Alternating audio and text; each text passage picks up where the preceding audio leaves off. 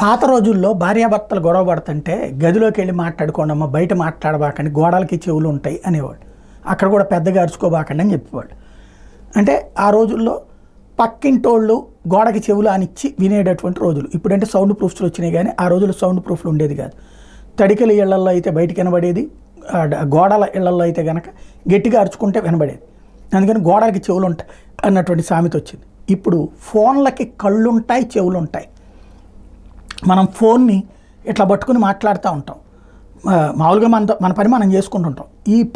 ఈ టైంలో మనం ఎవరితోనన్నా మెడికల్ ఇష్యూస్, సో ఇష్యూ గురించి అని మాట్లాడామనుకోండి, తర్వాత మనం ఏ సోషల్ మీడియా యాప్స్ ఓపెన్ చేయగానే ఆ సంబంధిత అడ్వర్టైజ్మెంట్లు వస్తాయి. ఇళ్ల గురించి మాట్లాడామనుకోండి, ఆ సంబంధిత అడ్వర్టైజ్మెంట్లు వస్తాయి. అంటే ఏంటి, మన ఫోన్ని ఇక్కడ ట్యాప్ అనాలా, లేకపోతే మన ఫోన్ మీద కన్నేసిన ఆర్టిఫిషియల్ ఇంటెలిజెన్స్తో కథ నడుపుతున్నారు. మనం మాట్లాడుకున్న దాన్ని బట్టి మనం దేని గురించి మాట్లాడుకున్నాం అది సంబంధిత వ్యాపార సంస్థలకి వెళ్ళిపోతుంది. ఆ వ్యాపార సంస్థల వాళ్ళు వెంటనే మనకి ఆ సదరు అడ్వర్టైజ్మెంట్ మన నోటీస్కి వచ్చేలా చేస్తారు. ఇది చాలా కాలం నుంచి నడుస్తున్నది. మన చేత్తో మన ప్రైవసీని జాగ్రత్తగా భంగపరుస్తున్నటువంటి యత్నం. ఇదే డేటా చౌర్యం అంటారు. దీని మీదన ఇప్పుడు కేంద్ర ప్రభుత్వం సీరియస్గా చట్టం తీసుకొస్తుంది. కొత్త చట్టం ప్రకారం డేటా తీసుకునే సంస్థను డేటా ఫిడిషియరీ అని, డేటా ఇచ్చే వినియోగదారుని డేటా ప్రిన్సిపల్ అంటారు. వినియోగదారుడు అనుమతి లేకుండా డేటా తీసుకోవడం కొత్త చట్ట ప్రకారం నేరం. ఒకవేళ అలా తీసుకోవాలంటే అందుకు కారణాలు వినియోగదారుడికి చెప్పాలి. ఎందుకు తీసుకున్నారు, దీంతో ఏం చేయాలనుకుంటున్నారో, ఎలా విశ్లేషించుకోవాలనుకుంటున్నారో చెప్పాల్సిన బాధ్యత సదరు సంస్థ మీద ఉంది.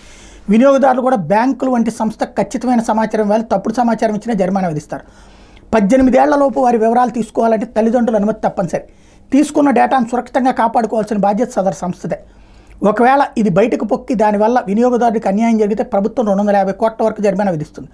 ఒకవేళ తమ సర్వర్ నుంచి డేటా బయటకు పొక్కిందని సదరు సంస్థ గమనిస్తే ఆ విషయాన్ని వెంటనే తాము వివరాలు సేకరించిన ప్రతి వినియోగదారుడికి చెప్పాలి. లేకపోతే 200 కోట్ల జరిమానా విధిస్తారు. ఇక పిల్లలకు సంబంధించిన సమాచారం బయటకు పొక్కే పక్షంలో అందుకు కారణమైన సంస్థకి 200 కోట్ల వరకు జరిమానా విధిస్తారు. ఫిర్యాదు ఎట్లా చేయాలంటే డేటా ప్రొటెక్షన్ బోర్డ్ ఆఫ్ ఇండియాకి ఎవరైనా ఫిర్యాదు చేయొచ్చు. వాళ్ళు విచారించి చట్టాలు ఉల్లంఘించినట్టు గుర్తిస్తే సంస్థకు జరిమానా విధిస్తారు. అయితే బోర్డు ఇంకా ఏర్పాటు కావాల్సి ఉంది.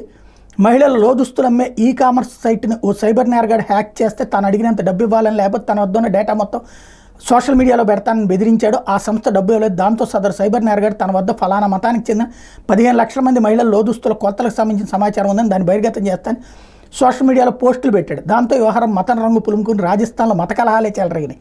దీని మీద జాతీయ స్థాయిలో చర్చ జరిగింది. జాతీయ మహిళా కమిషన్ కూడా రంగప్రవేశం చేసింది. వ్యక్తిగత వివరాలు దుర్వినియోగం అయితే ఒక్కోసారి ఇట్లాంటి అనర్థాలే జరుగుతాయి. కాబట్టి కొత్త చట్టంలో ఇట్లాంటి నియంత్రించేందుకు చర్యలు తీసుకుంటున్నారు. ఇది సక్సెస్ కావాలని కోరుకుందాం.